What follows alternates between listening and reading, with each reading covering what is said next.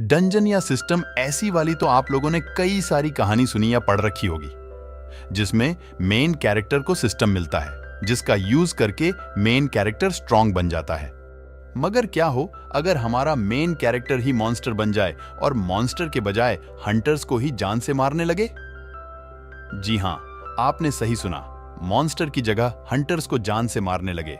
आज की कहानी कुछ ऐसी ही है, जहां मेन कैरेक्टर को बहुत ज्यादा बुली किया जाता है, यहां तक कि उसकी मॉम को भी बुरी तरीके से घायल कर दिया जाता है और हमारे मेन कैरेक्टर को जमीन में 5 साल के लिए जिंदा दफन कर दिया जाता है। फिर आगे जो होता है उसे जानने के लिए आपको पूरी वीडियो देखनी पड़ेगी। तो चलिए बिना किसी देरी के वीडियो को शुरू करते हैं। कहानी की शुरुआत में हमें 10 साल पहले का सीन दिखाया जाता है, जिसे देखकर हमें पता चलता है कि 10 साल पहले डंजन्स पूरी दुनिया में खुलने लगे। उन डंजन्स में से मॉन्स्टर्स बाहर आने लगे। पर शुक्र है भगवान का कि उसी समय ह्यूमन साइड के लोग भी पावर्स अवेकन करने लगे। यह वह लोग थे जिन्हें सुपरनैचुरल पावर्स मिली। ये अवेकन्ड लोग हंटर्स हैं जो मॉन्स्टर्स को हंट करते हैं। लेकिन कंग जिनहू, जो हमारा मेन कैरेक्टर है, वह अपनी क्लास में खड़ा होता है। एक बड़ा सा डायमंड क्रिस्टल उसके मुंह पर आकर लगता है। ये अटैक इतना पावरफुल होता है कि कांग जिनहू जाकर डेस्क पर गिरता है और सारी डेस्क टूट जाती है और कांग जिनहू के मुंह और सिर से खून आने लगता है और पूरा फर्श खून से भर जाता है। तभी हमें 3 लड़कों को दिखाया जाता है। पहला डायमंड हेड है, उसके पास डायमंड को बनाने और उसे कंट्रोल करने की पावर थी। दूसरा सैंडमैन, उसके पास अर्थ एलिमेंट को कंट्रोल करने की पावर थी। और तीसरा थॉर, उसके पास बिजली की पावर है, जैसे कि थॉर की होती है। तभी डायमंड हेड कंग जिनहू को एक कीड़ा कहता है तथा उसे उठने का ऑर्डर देता है। तभी हमें पता चलता है कि कंग जिनहू इस अवेकेंड की सोसाइटी में सिर्फ एक लूजर है, जिसकी अवेकेंड पावर रीजेनरेशन है। इस पावर का यूज करते समय कंग जिनहू को मौत से भयंकर दर्द होता है। इन सब चीजों पर कोई कार्रवाई नहीं होती क्योंकि कंग जिनहू की रीजेनरेशन पावर्स की वजह से वहां पर कोई भी एविडेंस मौजूद नहीं रहता। इसीलिए पुलिस भी इस मामले में कोई कार्रवाई नहीं कर सकती थी। पर सच्चाई तो यह थी कि एस क्लास अवेकनर्स को स्पेशल ट्रीटमेंट मिलती थी। तभी कंग जिनहू कहता है कि सिर्फ इकलौता रीजन कि मैं जिंदा हूं वह है मेरी मां। मेरे पिता की मौत जब हो गई थी जब मैं केवल 5 साल का था। तभी कंग जिनहू की मां उसे खाना देती है और पूछती है, स्कूल कैसा रहा? कंग जिनहू कहता है, स्कूल में सब अच्छा रहा। कंग जिनहू कहता है, मैं हंटर बन सकता हूं अगर मैं इस स्पेशल अवेकनर्स स्कूल से पास हो जाऊं, और इस तरीके से हमारे घर की हालत सही हो सकती है। कुछ दिनों की बात है, कुछ दिनों तक तो मैं ऐसे ही रह सकता हूं। मेरी एबिलिटी के साथ मैं आराम से सी रैंक का हंटर तो बन ही जाऊंगा। सैलरी कम होगी लेकिन मैं एक अच्छी खासी लाइफ जी सकता हूं। मैं एक बड़े से घर में रह सकता हूं। आज महीने की 15 तारीख थी और कांग जिनहू की मॉम का जन्मदिन भी था। पर कांग जिनहू के जीवन में सब कुछ नष्ट हो चुका था। कांग जिनहू सदमे में था और हमें इसका कारण पता चलता है कि बुलीज ने कांग जिनहू की मां को हॉस्पिटलाइज कर दिया है। उसकी मां ऑक्सीजन सपोर्ट पर थी, उसकी गर्दन टूटी हुई थी, उसकी आंखों में पट्टियां बंधी हुई थीं, उसके हाथ पैर सब टूट चुके थे। वह शक्ल से देखने पर पहचान में भी नहीं आ रही थी। स्कूल के बुलीज ने उसकी मां की यह हालत कर दी थी। एक सरकारी अधिकारी कांग जिनहू को बताता है कि यह एक एक्सीडेंट था, पर कांग जानता था कि यह कोई एक्सीडेंट नहीं है। तभी सीन चेंज होता है और हमें दिखाया जाता है कि बुलीज कांग के रेस्टोरेंट में आते हैं और कांग जिनहू की मां उन्हें खाना परोसती है। तभी डायमंड हेड कांग जिनहू की मॉम से कहता है, तुम काफी हॉट हो, और उनका हाथ पकड़ लेता है। फिर अपने हाथ में डायमंड बनाते हुए कहता है कि तुम मेरे बारे में क्या सोचती हो? मैं एक अवेकनर हूं और मैं डायमंड बना सकता हूं। तभी कांग जिनहू की मॉम झटके से हाथ जुड़ाती है, जिससे उस बुली का फोन नीचे गिर जाता है। कांग जिनहू की मॉम उसका फोन उठाकर देखती है तो उसकी स्क्रीन टूट चुकी होती है। कांग जिनहू की मॉम बुली से बोलती है, मैं इसका भुगतान कर सकती हूं। पर तभी डायमंड हेड गुस्से में आ जाता है, जिसके कारण बहुत सारे क्रिस्टल स्पीयर कांग जिनहू की मां के शरीर में घुस जाते हैं और वह घायल हो जाती है। तभी सीन शिफ्ट होता है और वह अधिकारी कहता है, यह एक एक्सीडेंट है। वह लोग रेस्टोरेंट में गए और इनमें से एक की पावर आउट ऑफ कंट्रोल हो गई, पर हम इसमें कुछ नहीं कर सकते। क्योंकि यह एक्सीडेंट है। यह सुनकर कंग जिनहू का चेहरा गुस्से के मारे अजीब सा हो जाता है और वह अपनी दांतों को इतनी जोर से पिसता है कि उसके मसूड़े फट जाते हैं और उसके सारे दांत जमीन पर गिर जाते हैं। वह अपनी गर्दन पकड़कर अपनी चमड़ी को गुस्से के मारे फाड़ने लगता है और इस समय केक गिर जाता है जो वह अपनी मां के लिए लाया था और केक पूरे खून में सन जाता है। तभी सीन शिफ्ट होता है और हम तीनों बुलीज को पहाड़ पर आराम से बैठे हुए देखते हैं और वह आपस में बातें कर रहे होते हैं। तभी एक अननोन फिगर उनकी तरफ बढ़ रही होती है और अंत में वे कांग जिनहू को पहचान लेते हैं। कांग जिनहू की आंख गुस्से में भरी हुई होती है और वह जोर से चिल्लाते हैं और कहता है कि उन्होंने उसकी मां के साथ ऐसा क्यों किया। बुलीज को पता नहीं चलता कि कांग जिनहू किस बारे में बात कर रहा है, पर कैंग की बात सुनने के बाद वह कहता है, अच्छा तो वह तुम्हारी मां थी। मुझे तो लगा कि मुझे इसके लिए जेल हो सकती है, पर तुम तो कुछ कर ही नहीं सकते। तभी कैंग जिनहू बुलीज को मारने के लिए आगे बढ़ता है, पर तभी डायमंड हेड एक भाले की तरह अपने क्रिस्टल को उसकी छाती में घुसा देता है। कांग दोनों हाथों से उस क्रिस्टल स्फीयर को बाहर निकलता है, पर तभी बुली उसके ऊपर सैकड़ों क्रिस्टल स्फीयर छोड़ देता है। तभी कांग उसे कहता है, सन ऑफ अ बिच, तुम ये क्यों कर रहे हो।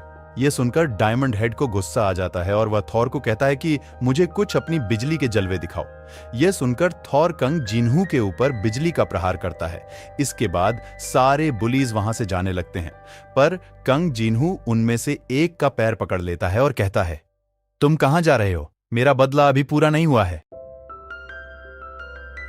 तभी डायमंड हेड अपने हाथ में क्रिस्टल की कोटिंग कर कैंग के सर पर पंचेस मारने लगता है और कैंग कहता है, मैं ही क्यों, मेरे साथ ही ऐसा क्यों होता है। यह सुनने के बाद डायमंड हेड सैंडमैन को कहता है, यहां एक गड्ढा बनाओ और फिर डायमंड हेड सैकड़ों नुकीले क्रिस्टल की एक बॉल बनाता है और उन क्रिस्टलों में कांग को बंद कर देता है। कांग कहता है, मैं तुम्हें मार दूंगा, तुम मुझसे बच नहीं सकते। यह सुनकर डायमंड हेड कहता है, हाँ हाँ मार देना, अगर तुम्हारे बस की हो तो, अगर तुम यहां से बाहर आ सके तो। और इसके बाद वह उस क्रिस्टल को जमीन में दफना देते हैं सैंडमैन की पावर की मदद से। फिर हमें सीन्स दिखाया जाता है जिसमें कंग जिनहू जोर जोर से चिल्लाकर क्रिस्टल पर मुक्के मार रहा होता है, मगर एक स्क्रैच तक नहीं अटा है और धीरे धीरे कंग जिनहू को सांस लेने में परेशानी होने लगती है, जिससे कंग जिनहू अनकॉन्शियस होने लगता है। लेकिन रीजेनरेटिव एबिलिटी की वजह से खुद को फोर्सिबली कॉन्शियस रखता है। एबिलिटी का यूज करते हुए उसे बहुत दर्द सहन करना पड़ रहा होता है और वह जोर जोर से चिल्ला रहा होता है।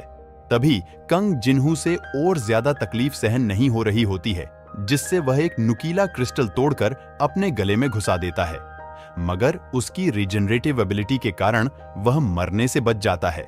तभी कांग जिनहू को अपनी मॉम की याद आती है। तभी कांग जिनहू अचानक से शांत हो जाता है और कहता है, मैं कुछ नहीं कर सकता, मैं पावरलेस हूं। तभी कांग जिनहू को अपनी मॉम की याद आती है और वह सोचता है कि मेरी मॉम इस समय कैसा फील करे रही होगी। ये सोचकर वह दोबारा क्रिस्टल पर जोर जोर से मुक्के मारना स्टार्ट कर देता है और चिल्लाते हुए गुस्से में कहता है, मैं यहां से जिंदा बाहर निकलूंगा। तभी हमें 5 साल बाद का सीन दिखाया जाता है। यहां पर एक रिपोर्टर कुछ अवेकेंड लोगों का इंटरव्यू ले रहा होता है और वह बोलता है कि हमारे साथ एस क्लास हंटर मौजूद है। तीनों ही बहुत अच्छी पर्सनालिटी के हैं और इन्होंने देश के लिए बहुत काम किया है। तभी वह कहते हैं, हमारे माँ बाप ने हमें दूसरों की मदद करना ही सिखाया है, हमने तो बस उनकी शिक्षा का पालन किया और तभी हमें यह पता चलता है कि यह तो और कोई नहीं बल्कि बुलीज हैं। तभी रिपोर्टर अगला सवाल पूछता है कि 5 साल पहले पावर आउट ऑफ कंट्रोल जाने की वजह से सिविलियन की मौत हुई थी, आप उसे पर क्या कहना चाहेंगे। यह सुनकर डायमंड हेड अपना सर पकड़कर रोने लगता है और कहता है, वह मेरे सबसे खास दोस्त की मां थी, उनको मेरी वजह से इतनी परेशानियों का सामना करना पड़ा, पर मैं उस समय सिर्फ एक स्टूडेंट था, मुझे अपनी एबिलिटी पर कंट्रोल नहीं था। तभी ऑडियंस में से एक आदमी क्वेश्चन पूछता है, क्या तुमने उस दोस्त से माफी मांगी। इस प्रश्न पर डायमंड हेड कहता है, मैं उस दोस्त से कनेक्ट नहीं कर पाया हूं, लेकिन मैं आज सबके सामने माफी मांगता हूं। इतना कहते ही उस हॉल का दरवाजा टूट जाता है और वह दरवाजा डायमंड हेड के हाथ पर लगता है, पर डायमंड हेड की एबिलिटी की वजह से उसे कुछ नहीं होता। हॉल में सारे लोग डीमन डीमन कहकर भागने लगते हैं। तभी वह डीमन आगे चलते हुए आता है और अचानक से ही डायमंड हेड की ओर हमला करता है। यह सीन यही कट हो जाता है और अगले सीन में हम कांग को देखते हैं। कांग अभी भी डायमंड क्रिस्टल में बंद था और वह उस क्रिस्टल में पंच मारते हुए सोच रहा था, कितना टाइम पास हो गया है, कितने मंथ्स बीत चुके हैं, कितने ईयर्स बीत चुके हैं, पर डायमंड पर अभी एक स्क्रैच तक नहीं आया है। बट एक बात क्लियर है, मेरी एबिलिटी दूसरों से अलग है। लगातार बॉडी ट्रांसपोर्टेशन की वजह से रिजेनरेशन पावर स्ट्रांग हो गई है। तभी वह अपने स्केलेटन को देखता है जो उसके शरीर से बाहर आना चालू हो चुकी थी, और वह कहता है, मेरे स्केलेटन भी म्यूटेट हो गए हैं डायमंड की तरह। मेरी पूरी बॉडी टूट रही है और जुड़ रही है। कांग अपने पूरे शरीर का इस्तेमाल डायमंड तोड़ने के लिए करता रहता है, पर कुछ नहीं होता। उसका मांस फट गया होता है, उसकी हड्डियां टूट गई होती है और रिजेनरेशन का पेन बद से बदतर हो चुका था। पर कांग हार नहीं मानता और वह 5 साल तक इस प्रक्रिया को कंटिन्यू करता है और आखिरकार क्रिस्टल में एक दरार आ जाती है और वह अपनी कंकाल से भरी मुट्ठी से उस क्रिस्टल को तोड़ देता है। तभी सीन शिफ्ट होता है और हम देखते हैं कि अपने स्केलेटन वाले हाथों से कांग डायमंड हेड को एक पंच मारता है। यह देखकर सैंडमैन और थोर दोनों डर के मारे कांपने लगते हैं और कांग जिन्हू इस समय कहता है, मैं आ गया, यू फकिंग बास्टर्ड्स। थोर और सैंडमैन यह सुनकर हैरान होकर खड़े होते हैं। उन्हें अपनी आंखों पर यकीन नहीं हो रहा था। तभी डायमंड हेड थोर को कंग जिन्हू को मारने के लिए कहता है। तभी लाइटनिंग बोल्ट कंग जिन्हू के ऊपर आकर गिरती है। यह वह अटैक था जिसको थोर ने कंग जिन्हू के ऊपर 5 साल पहले इस्तेमाल किया था। पर इस बार इस अटैक का कंग जिन्हू के ऊपर कोई असर नहीं हुआ, क्योंकि कंग जिन्हू का शरीर हड्डियों से ढका हुआ था और लाइटनिंग बोन्स पर काम नहीं करती। यह देखने के बाद कांग एक झटके में थोर का सर उसके शरीर से अलग कर देता है। यह देखकर सारे बुलीज हैरान रह जाते हैं। तभी सैंडमैन एक बड़े से पहाड़ में कंग जिन्हू को बंद कर देता है, पर कंग जिन्हू एक ही झटके में उसे तोड़ देता है और सैंडमैन का गला पकड़कर उसे पंच मारने लगता है, जिससे सैंडमैन की भी मौत हो जाती है। पर इसी समय डायमंड हेड अपने हाथ में क्रिस्टल की कोटिंग कर कर कांग जिन्हू के सर पर एक जोरदार अटैक करता है। पर कांग जिन्हू की बोन्स इतनी स्ट्रांग थी कि डायमंड हेड के क्रिस्टल भी उसका कुछ नहीं बिगाड़ पाए। यह देखकर डायमंड हेड गुस्से में आ जाता है और वह बहुत सारे क्रिस्टल स्पीयर कांग जिन्हू की तरफ करके छोड़ देता है, जिससे कांग का पूरा शरीर खून खून हो जाता है। पर हमें पता चलता है कांग जिन्हू को इससे कुछ भी नहीं हुआ। यह देखकर डायमंड हेड को और भी गुस्सा आ जाता है और वह अपने पूरे शरीर पर डायमंड की कोटिंग कर लेता है और दोबारा कांग जिन्हू को पंचेस मारने लगता है। यह पंचेस इतने जोरदार होते हैं कि कांग जिन्हू के शरीर से खून आने लगता है। तभी डायमंड हेड एक पंच कांग जिन्हू के मुंह पर मारने के लिए बढ़ता है, लेकिन कांग उसे अपने मुंह से पकड़ लेता है और झटके से ही एक बोन स्पीयर डायमंड हेड की छाती में घुसा देता है और डायमंड हेड के सर को कसकर दबाने लगता है। तभी डायमंड हेड एक बड़ा सा स्पीयर कांग जिन्हू की छाती में घुसा देता है और वह वहां से भागने लगता है। पर कांग जिन्हू उसी का स्पीयर उसकी छाती के आर पार कर देता है, जिससे वहां खून ही खून फैल जाता है। तभी डायमंड हेड गिड़गिड़ा कर रोने लगता है, बचाओ बचाओ चिल्लाने लगता है और कहता है, तुम कौन हो? तुम मेरे साथ ऐसा क्यों कर रहे हो? तभी कांग जिन्हू अपना आधा मास्क उतारता है और कहता है, मैं वही वर्म हूं। जब डायमंड हेड कांग जिन्हू का फेस देखता है तो हैरान हो जाता है। फिर कांग जिन्हू जोरदार पंचेस की बारिश डायमंड हेड पर कर देता है और अंत में डायमंड हेड की मौत हो जाती है। डायमंड हेड को मारने के बाद कांग सीधा खड़ा होता है और हमें दिखाया जाता है कि चारों तरफ खून ही खून फैला हुआ है, जिस वजह से कांग जिन्हू की परछाई भी खून में साफ दिखाई देती है। तभी खून में कुछ बूंदें गिरती हैं, जिससे परछाई धुंधली हो जाती है और सीन शिफ्ट हो जाता है। फिर हमें हॉस्पिटल का सीन दिखाते हैं, जहां कांग अपनी मॉम के पास बैठा होता है और उसने एक कंबल ओढ़ रखा होता है ताकि अपने आप को छुपा सके। फिर हमें कांग की मॉम को दिखाते हैं, जिनके ऊपर से सारी पट्टियां हट चुकी होती हैं, मगर उन्हें अभी तक होश नहीं आया होता है, वह कोमा में जा चुकी होती है। फिर हमें कंग को दिखाते हैं जो बारिश में बैठे जोर जोर से चिल्ला रहा होता है। तभी हमें एक डंजन के अंदर का सीन दिखाया जाता है जहां पर हंटर्स का ग्रुप एक नई हंटर लड़की की प्रशंसा करते हुए कहता है कि तुम पहली बार डंजन में इतनी गहराई तक आई हो, लगता है तुमने बहुत मेहनत की है। ये सुनकर लड़की कहती है, हाँ यह पहली बार ही है और मेरा ध्यान रखने के लिए आपका शुक्रिया। यह सुनने के बाद उस ग्रुप के लोग उस लड़की को घेर लेते हैं और एक ईविल स्माइल के साथ कहते हैं किसी को नहीं पता चलेगा इस डंजन में हुआ क्या, और वे सब उस लड़की के साथ बदतमीजी करने लगते हैं। तभी उस ग्रुप के लीडर का सर कट जाता है और हम देखते हैं कि कांग ने उस लीडर की गर्दन काट दी है और कांग जिन्हू बिल्कुल मॉन्स्टर की तरह दिख रहा है। उसे देखने के बाद उस ग्रुप के लोग कहते हैं, एक मॉन्स्टर यहां पर क्या कर रहा है, हमें इसे जल्दी से मारना होगा। यह कहकर वह कांग पर हमला कर देते हैं, पर वे कांग जिन्हू का कुछ नहीं बिगाड़ पाते हैं और कांग सबकी गर्दन उड़ा देता है और वह धीरे धीरे चलते हुए लड़की के पास आता है। लड़की रोते हुए कहती है, थैंक यू मुझे बचाने के लिए, पर कांग सेंटेंस पूरा होने से पहले ही उस लड़की की गर्दन काट देता है। तभी हमें फ्लैशबैक दिखाया जाता है जब कांग ने अपना बदला ले लिया था, वह वहीं बैठा हुआ होता है। तभी वहां एक लड़की आती है जो अपने आप को हंटर एसोसिएशन का लीडर बताती है जिसका नाम सिम है। वह कहती है, तुम्हें अपना रिवेंज लेकर कैसा लग रहा है? कांग पूछता है, क्या तुम मुझे जानती हो? सिम कहती है, हाँ मैं तुम्हें जानती हूं पर तुम मुझे नहीं जानते होंगे। 5 साल पहले जो इंसिडेंट हुआ था मैंने तुम पर तभी से नजर बना रखी है। तभी कांग खड़ा होता है और एक जोरदार अटैक सिम के ऊपर करने के लिए आगे बढ़ता है। तभी सिम कहती है, मैं तुम्हारी मां को बचा सकती हूं। इतना सुनते ही कांग रुक जाता है। सिम बताती है, तुम्हारी मां को सिर्फ मैं ही ठीक कर सकती हूं क्योंकि इस वर्ल्ड में मैं अकेली एस रैंक हीलर हूं। कांग पूछता है, मैं तुम पर कैसे ट्रस्ट करूं?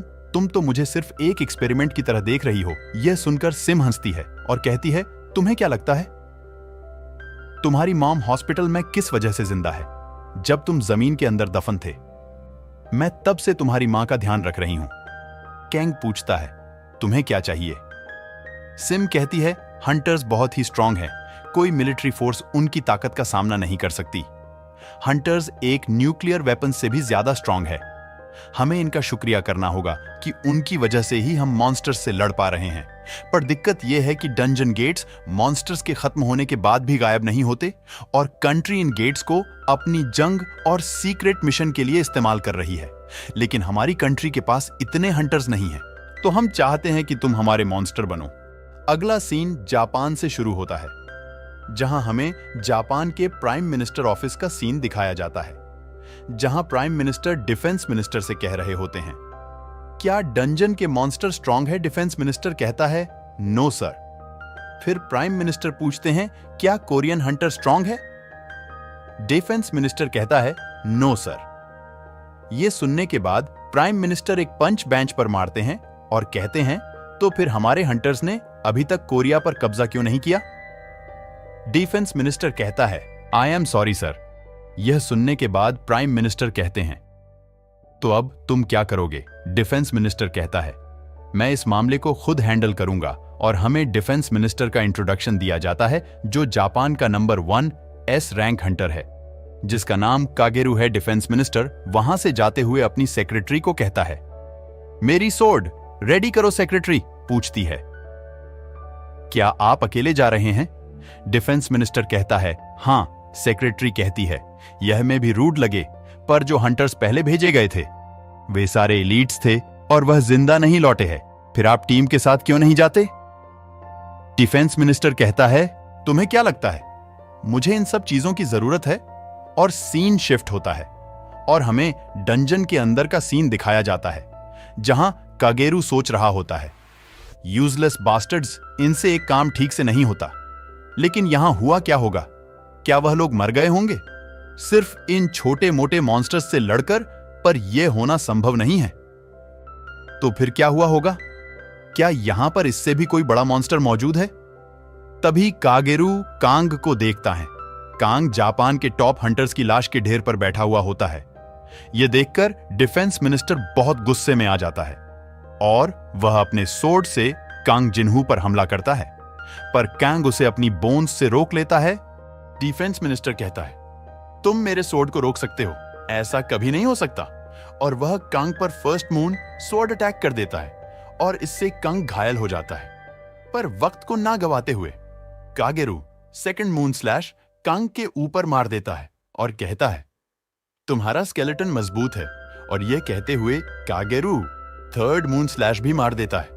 लेकिन थर्ड मून स्लैश से बचते हुए कांग अपनी बोन स्फीयर कागेरू की गर्दन की तरफ चलाता है।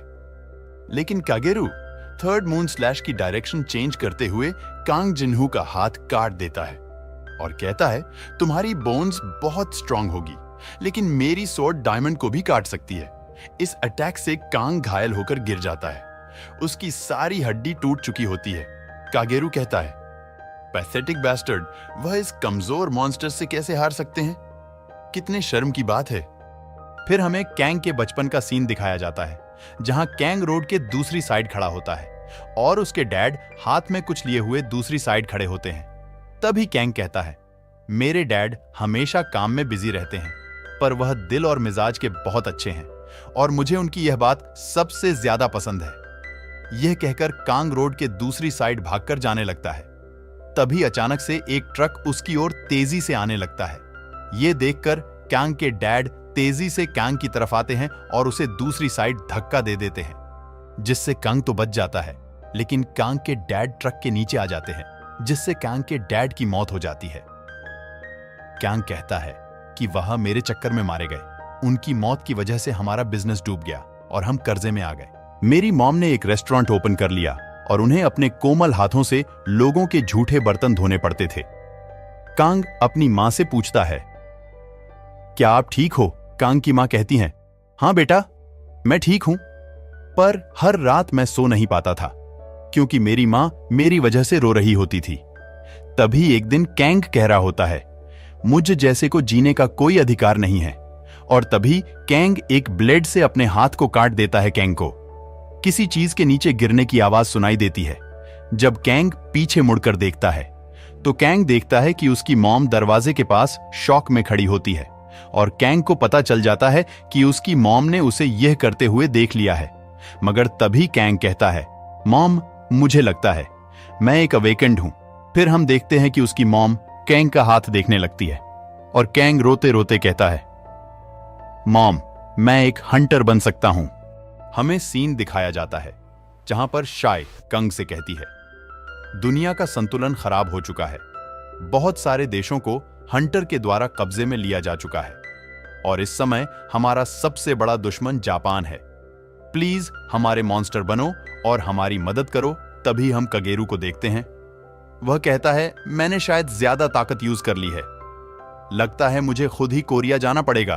पर तभी कोई चीज कागेरू के पैर को काट लेती है और जब वह नीचे देखता है तो कैंग ने उसके पैर को काट लिया होता है। उसे देखकर कागेरू कहता है, रीजनरेशन, मुझे इसका सिर ही काट देना चाहिए था। और वह कैंग के सर को एक वार में काट देता है। कागेरू अब एक बहुत पावरफुल अटैक करता है। वह फर्स्ट या सेकंड मून स्लैश नहीं था, यह 12th मून स्लैश था। इस अटैक के कारण कैंग का पूरा शरीर बहुत सारे टुकड़ों में बंट जाता है। यह अटैक इतना खतरनाक था कि डंजन के बाहर का इलाका भी तहस नहस हो चुका था और पूरे इलाके में केवल तबाही थी। तभी कागेरू वहां से जाने लगता है। वह कहता है, मुझे नहीं लगा था कि वह मॉन्स्टर मेरी टांग पर काट लेगा। जल्दी से मुझे अपने पैर को हील करने की जरूरत है। तभी पीछे से कांग एक बोन स्पीयर कागेरू के दूसरे पैर में मार देता है और जब कागेरू पीछे देखता है तो कांग बिल्कुल एक डीमन की तरह दिख रहा था और वह कागेरू को मारने के लिए आता है। कागेरू कहता है, यू बास्टर्ड। तभी सीन चेंज होता है। हमें डंजन के बाहर का सीन दिखाया जाता है जहां प्राइम मिनिस्टर कई सारे हंटर्स को लेकर खड़े होते हैं। प्राइम मिनिस्टर कहते हैं, 3 दिन हो चुके हैं, ऐसा लगता है कि अब मुझे खुद ही जाकर चेक करना पड़ेगा। तभी डिफेंस मिनिस्टर का सर डंजन के बाहर आकर गिरता है और कांग एक मॉन्स्टर की तरह डंजन से बाहर निकलता है। प्राइम मिनिस्टर के कुछ सोचने से पहले ही कैंग उसका सर काट देता है। सीन शिफ्ट होता है और हमें कोरियन हंटर एसोसिएशन को दिखाया जाता है। शाय का असिस्टेंट कहता है, उसने प्राइम मिनिस्टर के बेटे को मार दिया। अगर प्राइम मिनिस्टर को पता चला तो अंजाम बहुत बुरा होगा। पर तुमने उसे जापान क्यों भेजा? ये सुनकर शाई कहती है, क्या तुम क्यूरियस नहीं हो? क्या पता वह जीत जाए जापान के स्ट्रॉन्गेस्ट हंटर से, जो कि प्राइम मिनिस्टर भी है। जापान का कोड 0 रियूजाकी जूतो एसएसएस क्लास हंटर था। तभी हमें सीन दिखाया जाता है जहां प्राइम मिनिस्टर अचानक से खड़े होकर एक जोरदार पंच कंग को मारता है। यह पंच इतना स्ट्रांग होता है कि न्यूक्लियर वेपन्स इसके सामने छोटा लगने लगे और एक ही पंच में कंग घायल हो जाता है और यह चैप्टर यहीं खत्म हो जाता है। अगर आपको यह सीरीज पसंद आई हो तो चैनल को सब्सक्राइब करें। हम ऐसी कहानी लाते रहेंगे और इस कहानी का अगला पार्ट अभी तक रिलीज नहीं हुआ है। जहां तक मुझे पता चला है, यह सीरीज एक कंपटीशन के लिए बनाई गई थी जिसके 3 चैप्टर ही रिलीज हुए हैं। हालांकि यह सीरीज कंपटीशन जीत गई थी, पर तब से इसकी कोई अपडेट नहीं है। तो अब हम आपको अगली वीडियो में मिलते हैं, तब तक के लिए बाय।